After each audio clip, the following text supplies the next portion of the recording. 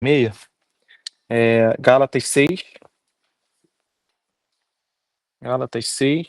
Hoje a gente vai avançar para o verso 6 e vamos ver até o verso 10.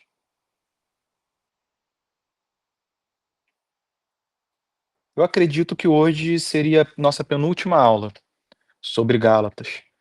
Na semana que vem, eu acredito que eu finalizo esse capítulo 6 e, e daqui a 3 semanas, se eu não começar Efésios daqui a 3 semanas, eu começo na quarta semana, a partir de hoje.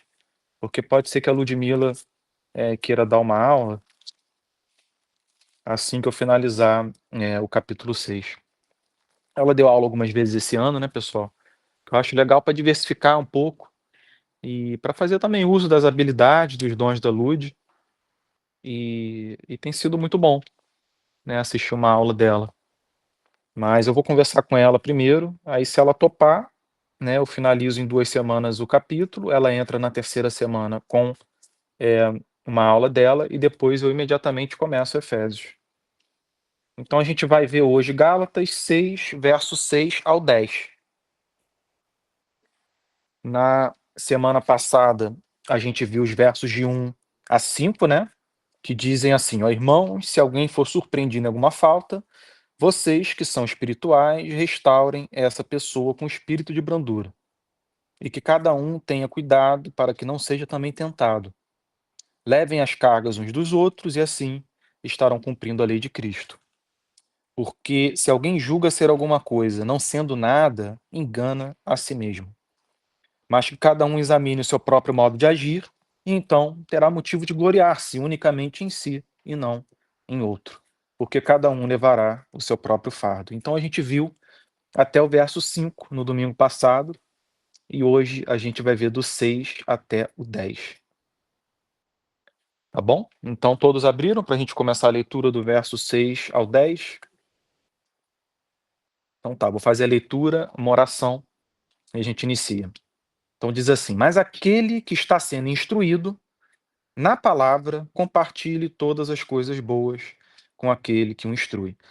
Aqui a gente já vê que a gente entrou num novo tópico, uma nova matéria, né? O apóstolo Paulo aqui ele emendou num outro assunto. E a gente vai tentar entender o motivo. Continuando, não se enganem, de Deus não se zomba, pois aquilo que a pessoa semear, isso também colherá. Quem semeia para a sua própria carne, da carne colherá corrupção. Mas quem semeia para o Espírito, do Espírito colherá vida eterna.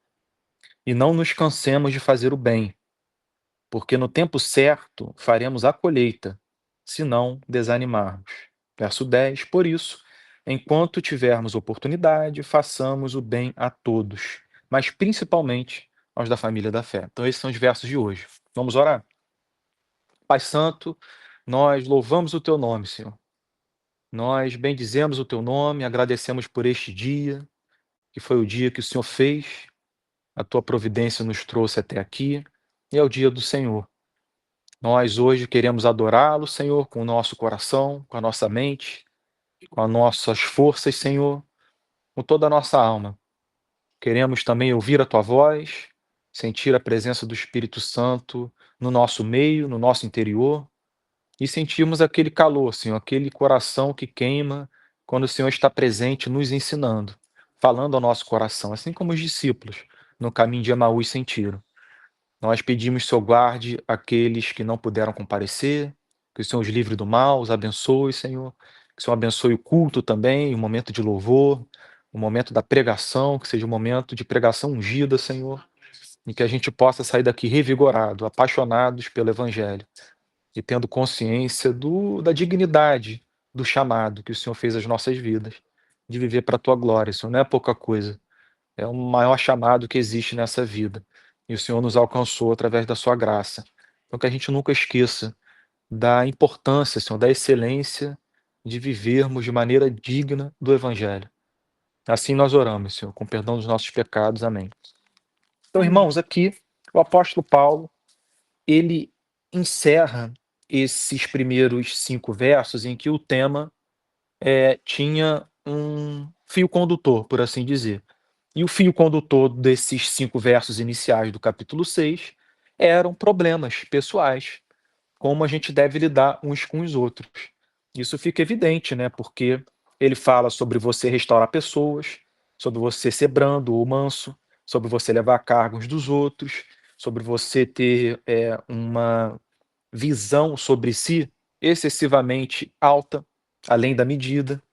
Ele fala sobre você examinar o próprio modo de agir, se gloriar unicamente em si, no Senhor e não em cima ou sobre o próximo.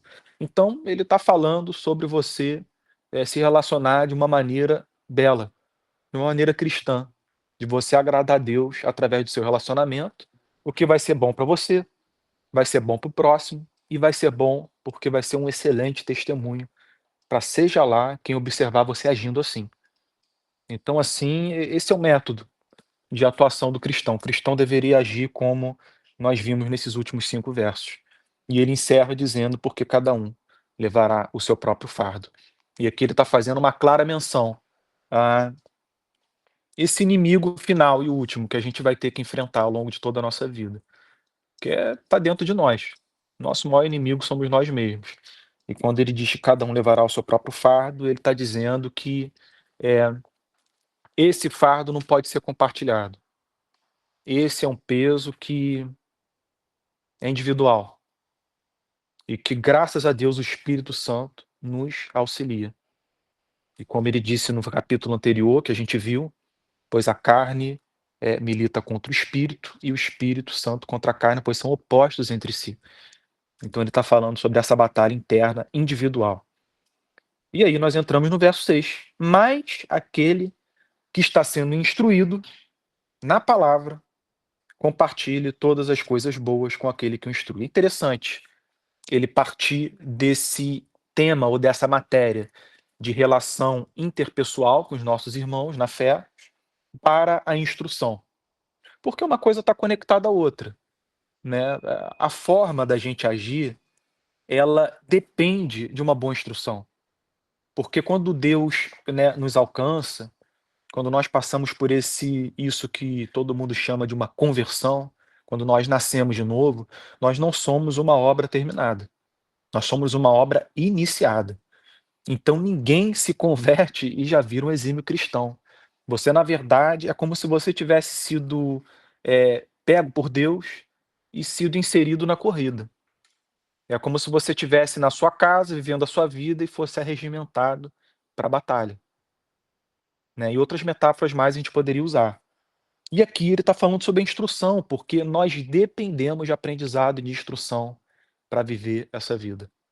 Eu até acho, assim, uma impressão pessoal que eu tenho quando eu analiso o cenário, né, no nosso país, quando eu analiso a minha própria vida, especialmente o meu desenvolvimento como cristão nos últimos anos, uma das coisas que mais me salta os olhos é a necessidade de instrução.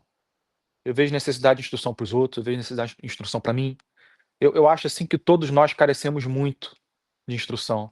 E não é à toa que o que o Senhor Jesus foi mais visto fazendo foi pregando e ensinando, acima de qualquer coisa. E ele fazia isso até nos dias em que os rabinos diziam que não podia, no sábado. Ele ensinava, instruía e pregava. Então a instrução é essencial e é o fundamento, da nossa vida cristã.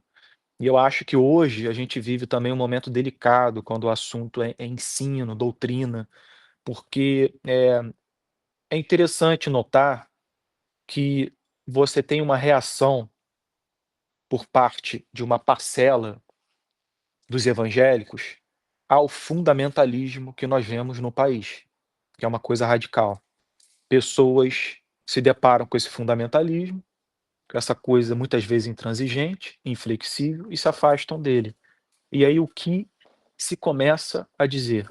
Que a doutrina é problemática, que a doutrina é perigosa. Muitas vezes uso aquele verso do apóstolo Paulo em Coríntios: "O conhecimento incha, mas o amor edifica". Então você percebe uma reação natural a um extremo, que é uma reação de afastamento e que muitas vezes caminha em direção ao outro extremo. Qual é o outro extremo? De você rejeitar a instrução, a doutrina ou o ensino. Então acho que a melhor forma da gente interpretar os tempos atuais é olhar para o que Jesus fez com a igreja, com os discípulos. E o que ele fez?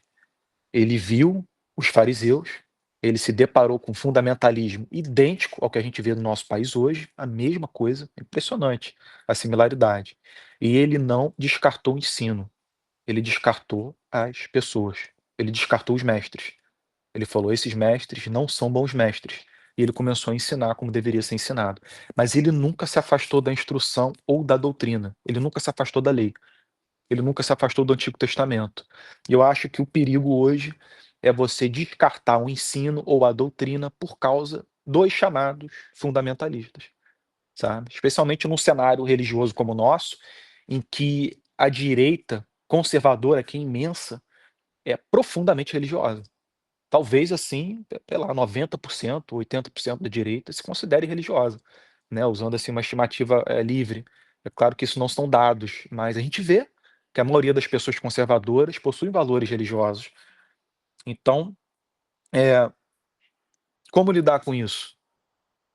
Tomar cuidado com eles, mas lembrar que a doutrina que eles tanto prezam, ela deve ser tida por nós, na mais alta estima. A única diferença é fazer essa separação da doutrina deles e da doutrina, mas não separar os 2 das nossas vidas, simplesmente separar a doutrina deles. Foi o que Jesus fez, nunca descartou a lei, nunca descartou o Antigo Testamento e continuou ensinando todos os dias os discípulos, todos os dias. E aqui o apóstolo Paulo diz: "Aquele que está sendo instruído na palavra, compartilhe todas as coisas boas com aquele que o instrui".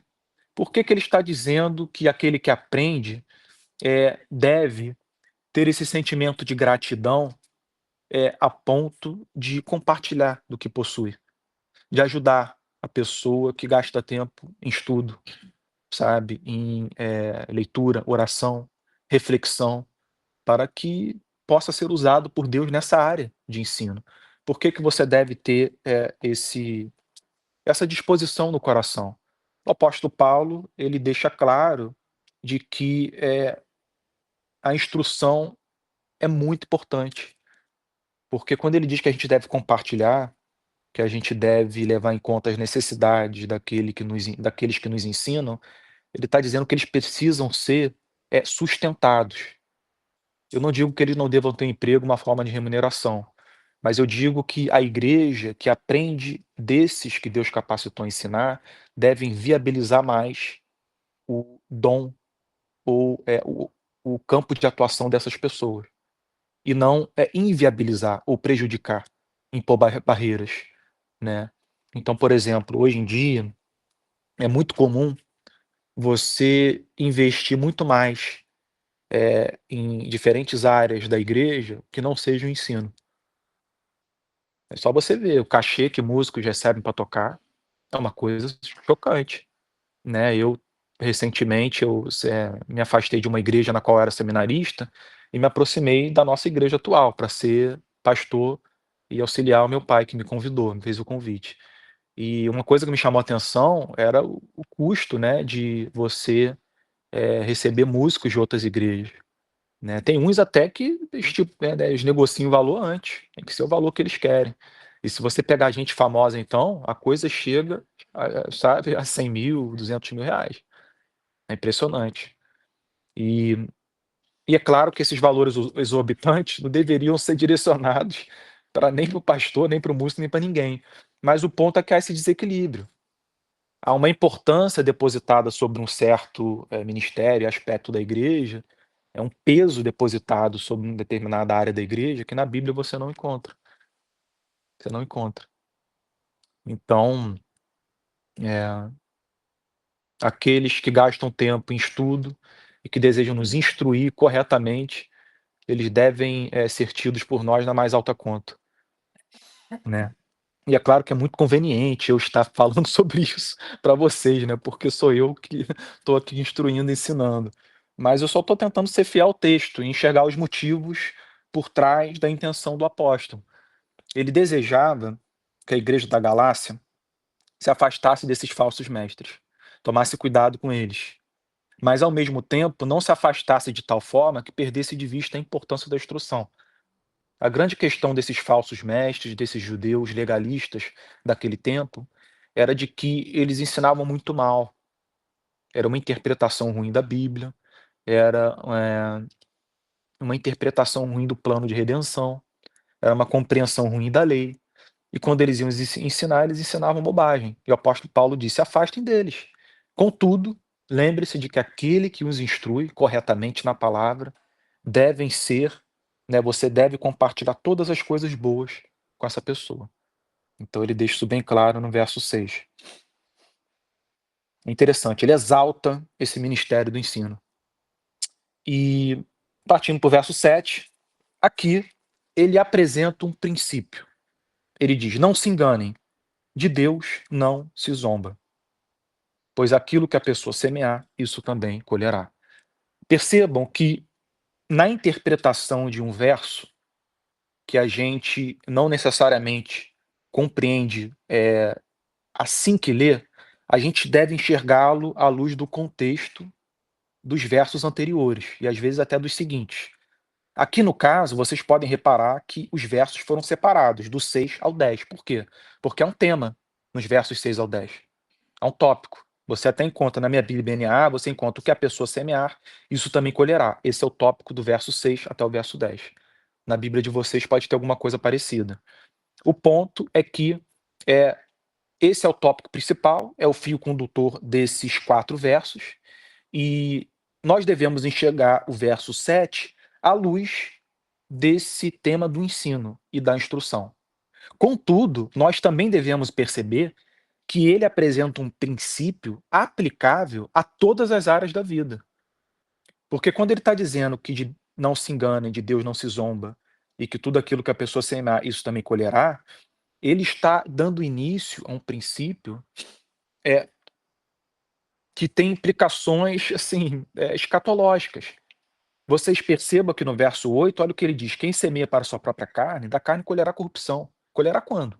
No futuro. E ele continua: mas quem semeia para o Espírito colherá a vida eterna. Também falando sobre o futuro. Então, ele está apresentando um princípio que pode ser aplicável inicialmente a esse tópico do ensino, e nós devemos levar em conta que esse princípio é um princípio para a vida. Mas vamos primeiro tratar da instrução, para depois tratar do cenário mais amplo. Vamos primeiro analisar a árvore, para depois analisar a floresta. A árvore, qual é a árvore?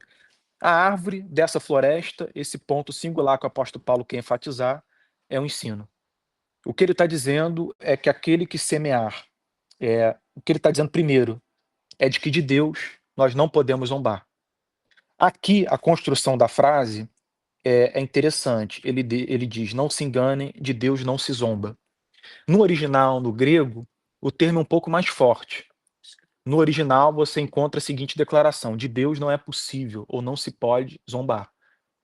Quando nós lemos imediatamente Deus não se zomba, é como se fosse um conselho: olha, não zombe de Deus, isso é perigoso.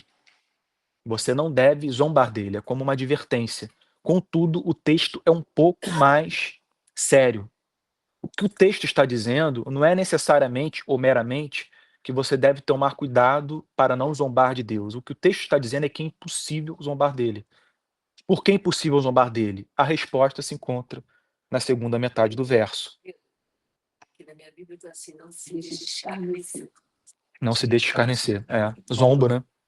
Zombaria. E o motivo de ser impossível zombar de Deus é o que ele diz na segunda metade do verso 7. Pois aquilo que a pessoa semear, isso também colherá. É impossível você zombar de Deus, porque você vai semear aquilo que você colheu. Todos vão. Todos. Essa é a construção no original, no grego, da frase. De Deus não se pode zombar, pois tudo aquilo que a pessoa semear, isso também colherá. Então aqui, nós devemos entender, dentro do âmbito da instrução, esse verso de duas formas. Ele está falando tanto quanto sobre aqueles que estão aprendendo, quanto sobre aqueles que estão ensinando, primeiramente. Então, aqueles que estão aprendendo, que estão debaixo de uma instrução sadia, coerente, harmônica, bela. Sim, Sabe, pra você trabalhar em cima dele. Quando ele está falando isso, ele está falando com um grupo, né? O apóstolo Paulo. Sim. Por outro lado, ele está dizendo, me parece também, numa outra camada, que se alguém zomba de Deus, isso é inútil, porque se de Deus não se zomba. Deus não é atingido por isso. Uhum. Você tem uma camada que é da questão da consequência e tem uma camada da altivez de Deus. Da altivez. Você está Entendi. perdendo seu tempo. Sim, sim. É a impossibilidade de você escarnecer dele, né? Ele está fora do nosso alcance, né? O que o Deus está dizendo. E é verdade. Inatingível. Pode atingi-lo. Inatingível. Inatingível. É, Foi exatamente. interessante. Estaria Deus. É. E se a gente compreender dessa forma, isso deveria reduziria. Isso deveria nos colocar com o pé no chão, lembrando de quem nós somos, né? Lembrando daquilo que ele mesmo disse, olha, os meus pensamentos. Somos nós mesmos Que o que ele disse através de Jeremias, os meus pensamentos são maiores do que os seus pensamentos, os meus Gosto. caminhos são maiores do que os seus caminhos. Então,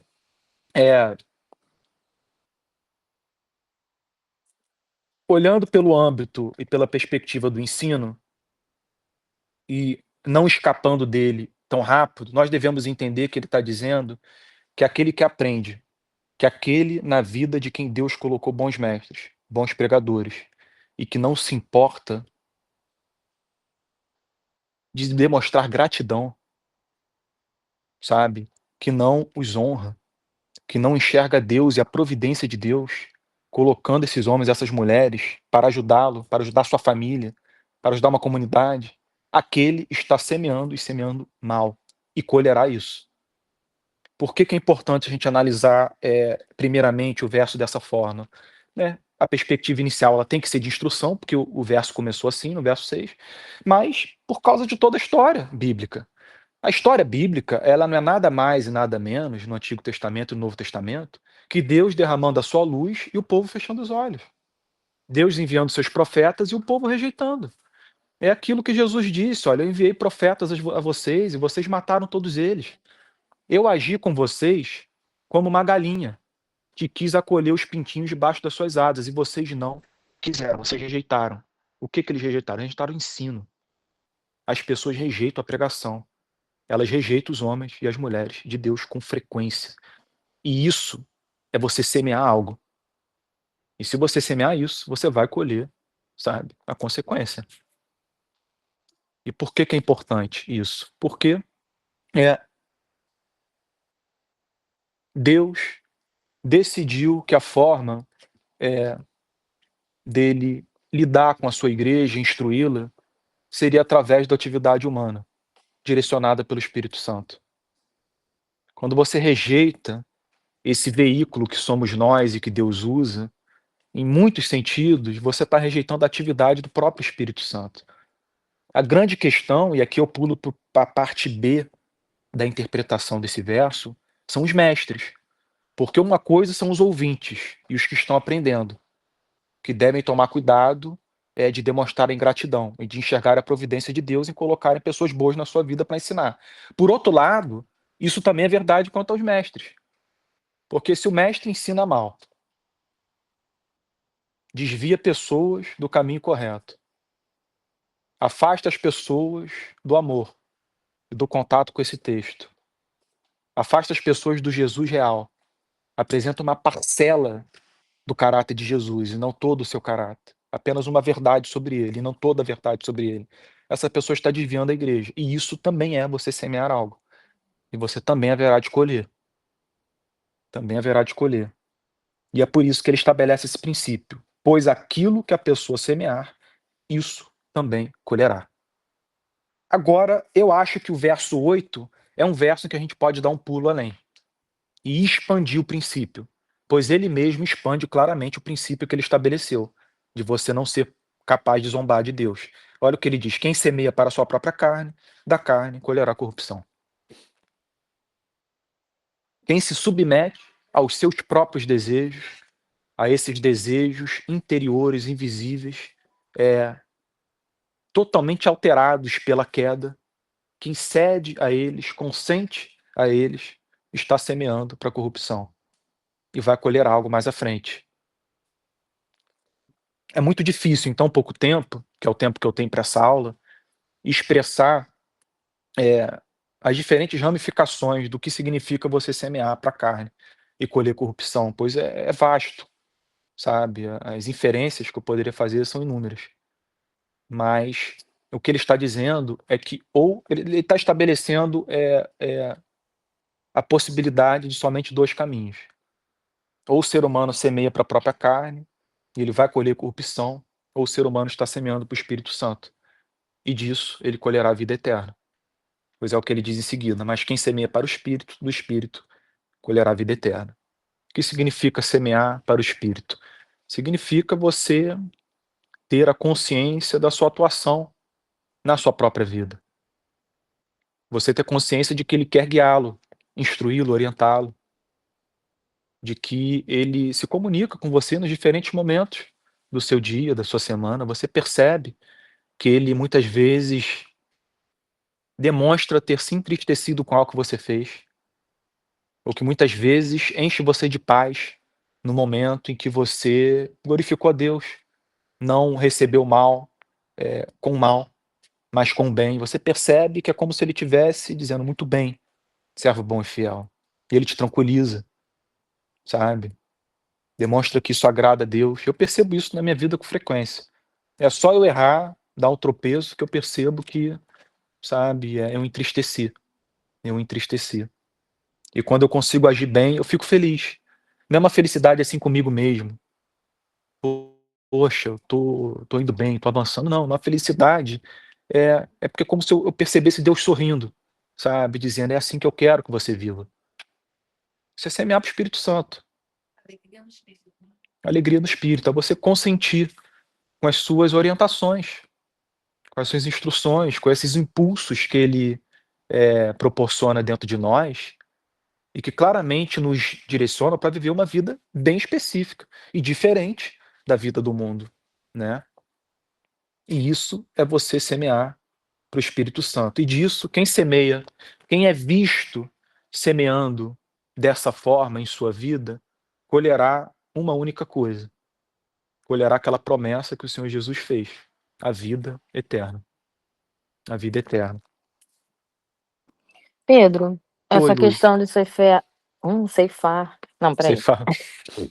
Semear primeiro, semear da própria carne, juntando com a questão da instrução, não seria quando a pessoa isso que você falou no início: "Ah, não vou ensinar tal coisa, porque, sei lá, vai ficar vazia a igreja", ou então: "Vou falar tal coisa para prendê-los", e não estar se preocupando com a palavra de Deus, você está fazendo o que você acha, da sua vontade e dos seus interesses, porque ou você quer doutrinar as pessoas em algo que vai te beneficiar, né, seja em lucro, seja em fama, etc., e aí você não está respeitando a palavra de Deus, né, então você está fazendo para cá, porque fazer para a carne é fazer a gente fazer o que a gente quer, o que a gente É, acha, é a gente não se submeter a Deus, né. Então fazer para para si cá mesmo, isso, é fazer para por si isso mesmo. que ele fala, né, vai, ceifará a corrupção, porque isso vai dar errado, porque se você é vaidoso, egoísta, outras pessoas também vão te passar para trás ou vão Sim, falar mal, vai virar aquele redemoinho, né, de problemas, de corrupção, né. sim. Tem até uma passagem na carta de Judas, e não é o Judas Iscariotes, tá, gente, teve um Judas que era um dos apóstolos. E ele na verdade, esse Judas não era, um dos apóstolos, ele era segundo a história, um dos irmãos de Cristo, ou irmão literalmente, ou primo. E se você abrir na carta dele, ó, fica mais para o final aqui da Bíblia, ela é uma carta bem curta, Uma página e pouco. poucas pessoas mencionam essa carta, deixa eu só abrir aqui.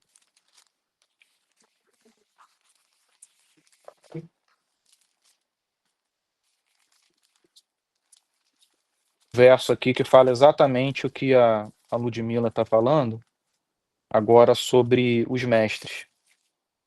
Ela é uma carta relativamente dura, porque esse esse homem, ele fala muito sobre os falsos mestres. Se vocês virem, por exemplo, o verso 3, o subtópico do verso 3 já é o juízo sobre os falsos mestres. E aí ele diz o seguinte: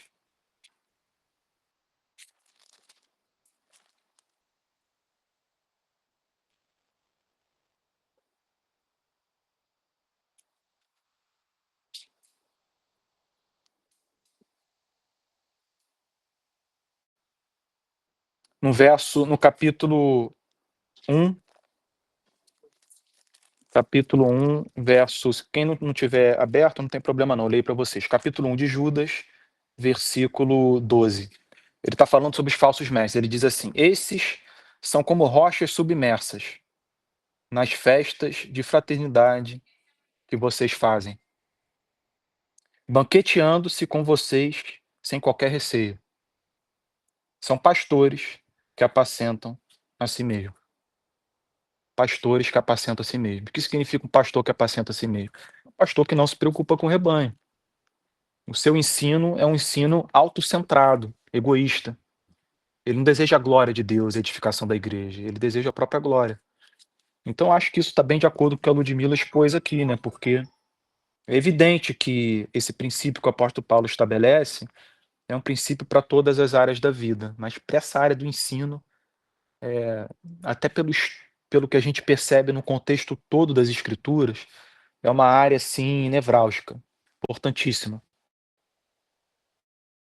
A Bíblia fala muito sobre quem ensina mal, muito. É muito perigoso você ensinar mal. Mas continuando, né? Verso 9. E não nos cansemos de fazer o bem, porque no tempo certo faremos a colheita, se não desanimarmos. Então aqui ele está animando os discípulos de que nós haveremos de colher. Assim como nós não podemos zombar de Deus, pois aquilo que nós semearmos para o mal, nós haveremos de colher as consequências, o oposto também é verdadeiro. Só que aqui ele está alimentando a esperança, ou a perseverança dos ouvintes, dos discípulos. Ele está dizendo que vocês estão semeando para o bem, mas vocês têm que perseverar, porque Deus é fiel, e Ele vai demonstrar a vocês os frutos desse trabalho. Vocês vão colher algo bom disso, mas vocês não podem desanimar. E é interessante ele dizer que nós receberemos se não desanimarmos, porque muitos iniciam a obra de semeadura, mas a abandonam, cansam dela, né? Na minha experiência com comunidade, por exemplo, era interessante você ver que as pessoas cansavam muito rápido de ir para as favelas, ajudar o pobre, porque você vai atuando e você vai vendo que você se sente isolado. As pessoas aparecem, depois somem, sabe? Em geral é muito difícil encontrar ajuda e as pessoas muitas vezes vão por um tempo, sabe? Desaparecem e você se vê só. Eu vi isso, por exemplo, na vida do pastor Antônio, eu vejo isso desde os meus 17 anos, quando o Rio de Paz começou, né? Ele tentou fazer com que a igreja que ele plantou o acompanhasse nas favelas, a igreja não quis. Sabe, dá para contar em 2 mãos a quantidade de pessoas de uma igreja de 400 membros que o ajudaram. Em 2 mãos eu conto, gente. Eram as mesmas pessoas, 7, 8, 9, não mais que isso. O restante da igreja não quis saber desse trabalho. E aqui o que o apóstolo Paulo está dizendo é o seguinte: vocês vão ser levados ao desânimo, mas vocês devem perseverar. Pois da mesma forma que aquele que semeia mal não pode zombar de Deus, aquele que semeia bem vai receber os frutos do seu trabalho. Porque Deus é fiel. Ele é fiel com ambos. Aquele que semeia para a corrupção e aquele que semeia para o Espírito Santo. Ele é justo. Então esse é um motivo extraordinário para a gente não desanimar no trabalho. Deus vê cada coisa, cada atividade.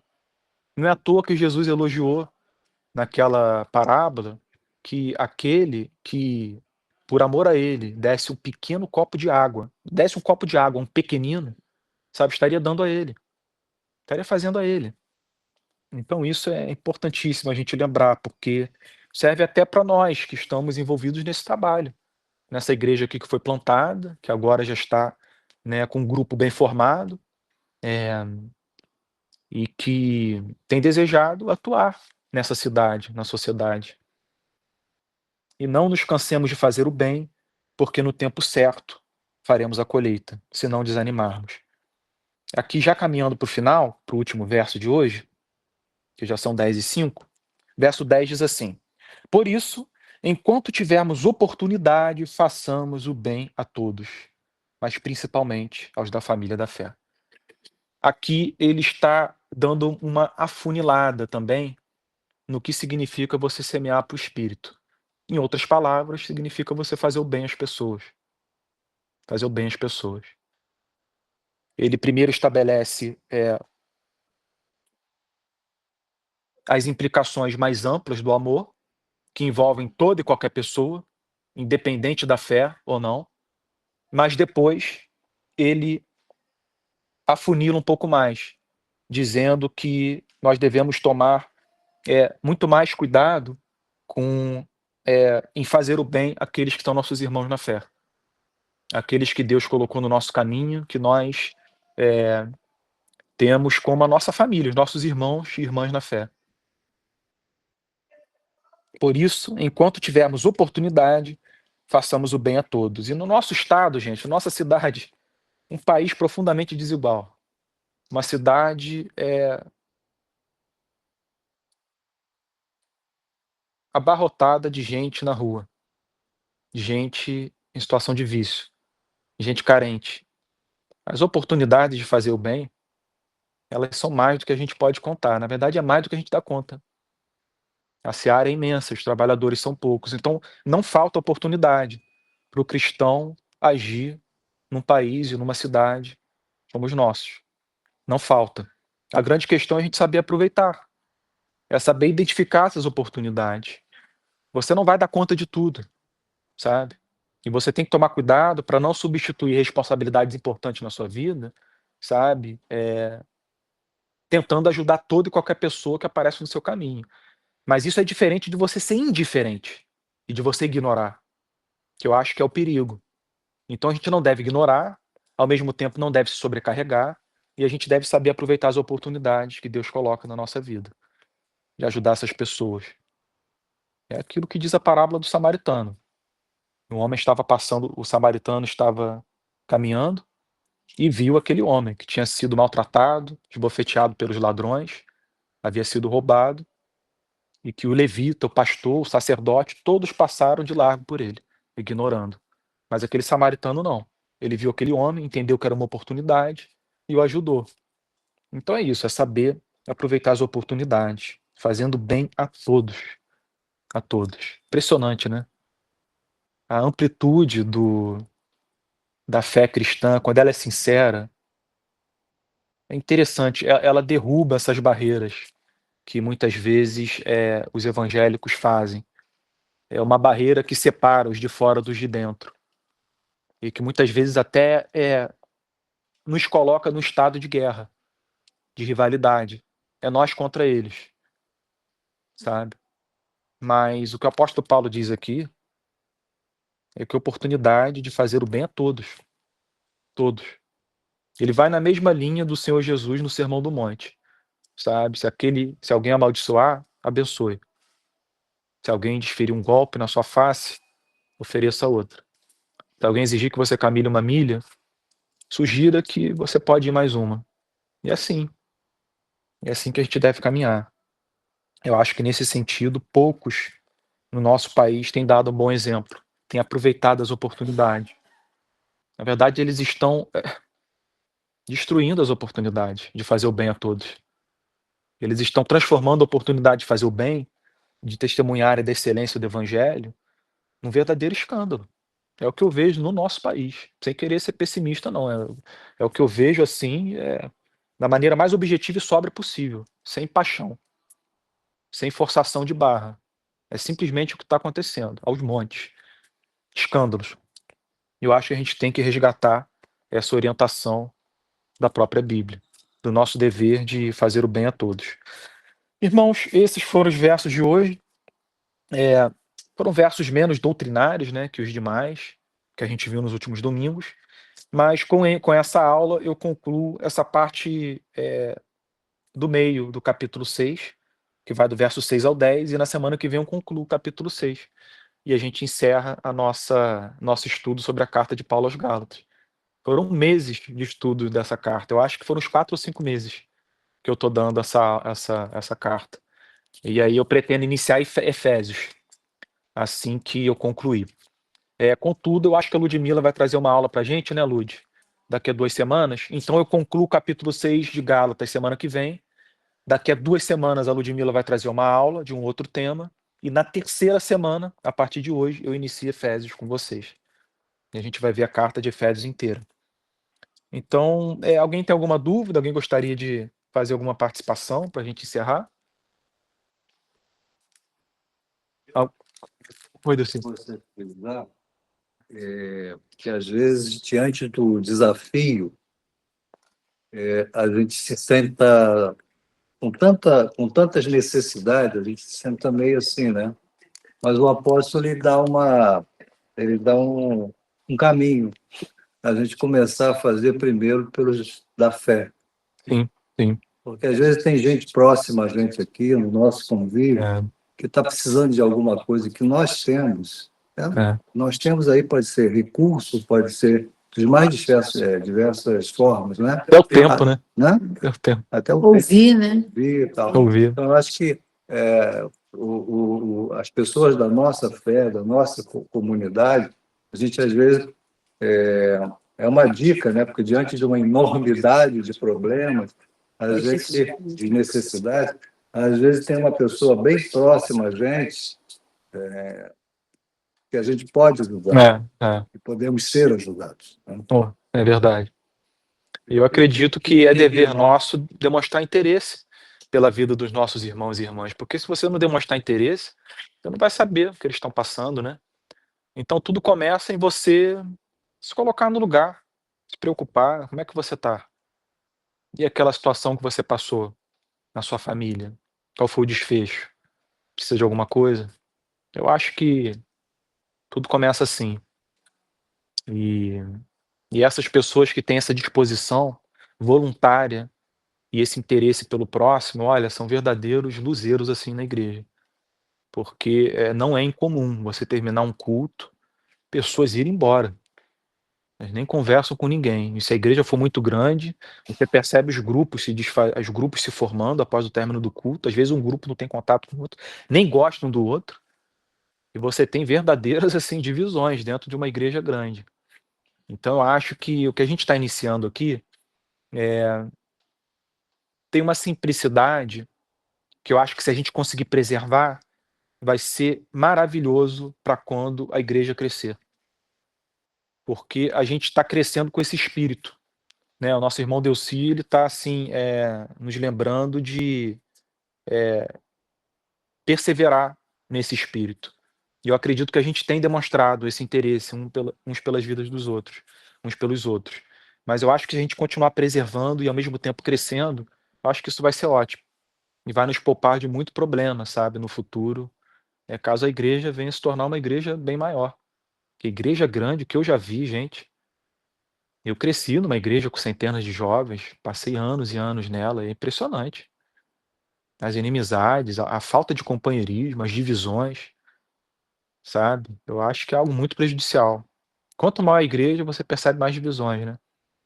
Eu acho que esse funcionamento do corpo de Cristo, essa coisa orgânica e viva, ela deve começar do pouco, sabe, para o muito. Ela deve ser um fundamento lançado nos primórdios, no início, para que quando a igreja fosse se desenvolvendo, a coisa consiga ser preservada, né? Oi, Marilza. Dito que por conta disso, dessa divisão de grupos e tudo, é que a igreja idealizou os grupos pequenos. Porque fica meio complicado, né? Você conhecer todo mundo, você se relacionar. Então, tem os grupos pequenos que acabam formando essas pequenas igrejinhas, né? Sim, Porque muito grande não funciona. Eu é vejo assim, muito grande. difícil, é difícil. Alguém mais? Então vamos concluir, pessoal. Vamos fazer uma oração para a gente encerrar e a gente vai para o nosso lanche, café da manhã. Pai Santo, muito obrigado, Senhor, por mais uma aula. Obrigado por tudo que temos aprendido até aqui sobre essa epístola, o tanto que ela nos edificou, nos aproximou de Ti e uns dos outros, Senhor. É uma epístola belíssima e maravilhosa.